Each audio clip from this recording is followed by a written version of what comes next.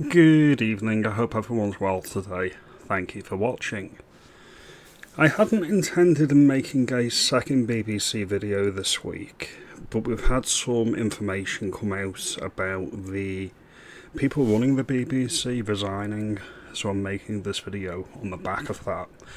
We'll get into that later in the video. First of all, like and subscribe if you think I'm onto something. Comment below if you think I'm wrong. Open discourse is essential in a democracy.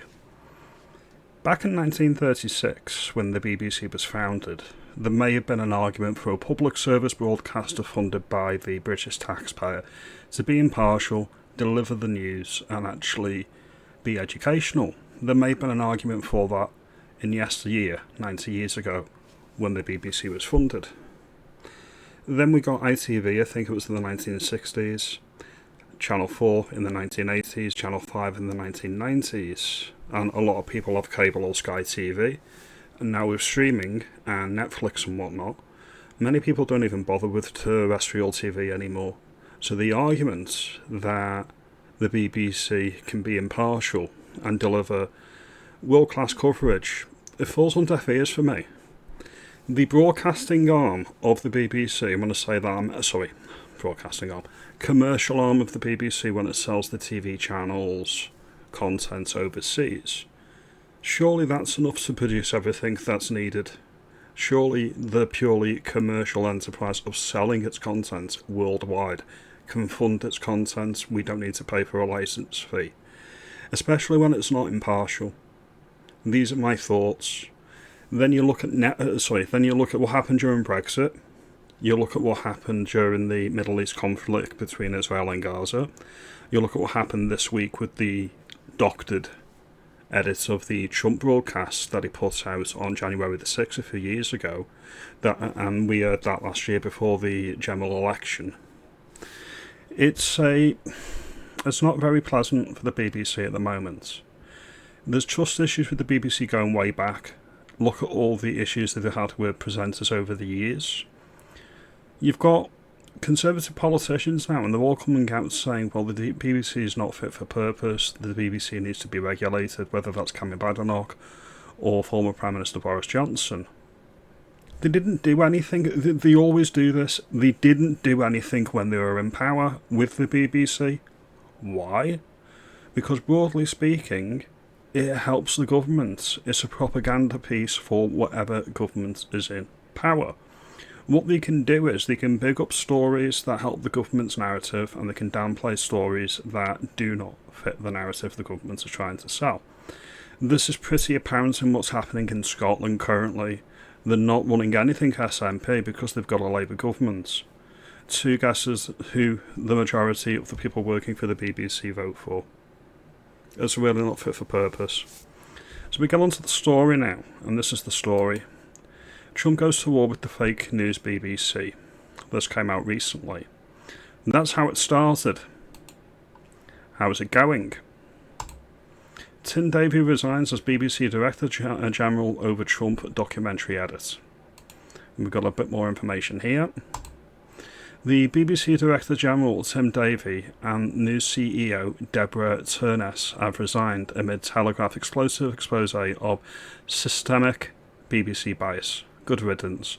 That's just the start. Should the BBC be defunded? The licence fee model isn't fit for purpose. Nobody that I know wants to pay for it, and they pay for it because they don't want to get a fine, or they think they have to pay for it, which you don't. You only have to pay for it if you're streaming live TV.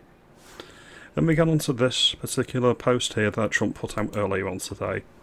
The top people at the BBC, including Tim Davie, the boss, are all quitting or fired because they were caught doctoring my very good, perfect, in brackets, speech on January the 6th. Thank you to the Telegraph for exposing these corrupt journalists, sarcastic quote marks. These are very dishonest people who try to step on the scales of the presidential election. On top of everything else, they are from a foreign country, one that many consider our number one ally. What a terrible thing for democracy. To cap it all off, we had Lisa Nandy on the BBC this morning, and she's not even seen the full context of the Dr. Trump clip, but we'll play this now. all over this morning's papers. The BBC's under fire for decisions made about its news coverage. One of the particular claims is about what's described as a misleading edit about a Donald Trump speech from the day of the Capitol riots in 2021. I just wonder, have you watched it, and did you think it was misleading? I have watched it. What I haven't seen is the full version of the interview versus the clips that the Panorama programme showed. But I have discussed the range of issues that that were raised in the email that was leaked.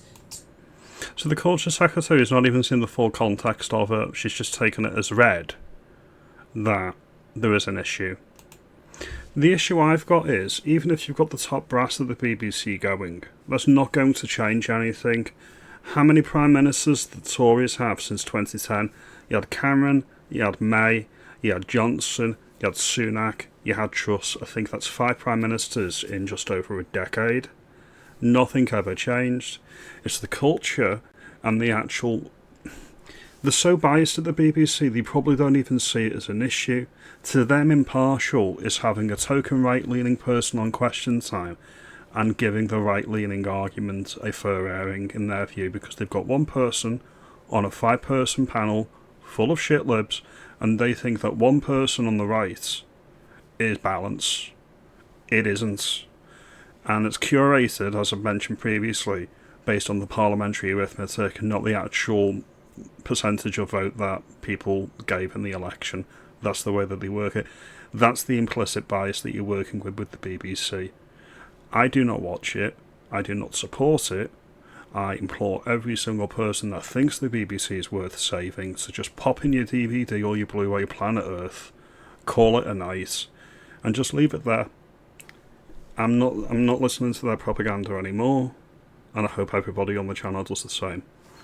You let me know if you think I'm wrong. You let me know if you think that I'm being too harsh on Auntie. Alright? I don't think I am. I'm being exceedingly polite. I'm being exceedingly British about the whole thing. I'm not calling for fire and brimstone. I wouldn't object if it happened, but I'm not calling for it. I just don't want to pay for it anymore. Let the liberal wokerati that staff the BBC, let them go to the commercial market with their content, and let's see if people actually pay. I appreciate your time, and let me know, do you think the top brass going is going to change anything? I don't. Call me a cynic. Everybody on the TV is saying, yes, this is great, this is wonderful. It's not going to change anything. I appreciate your time. Have a good day.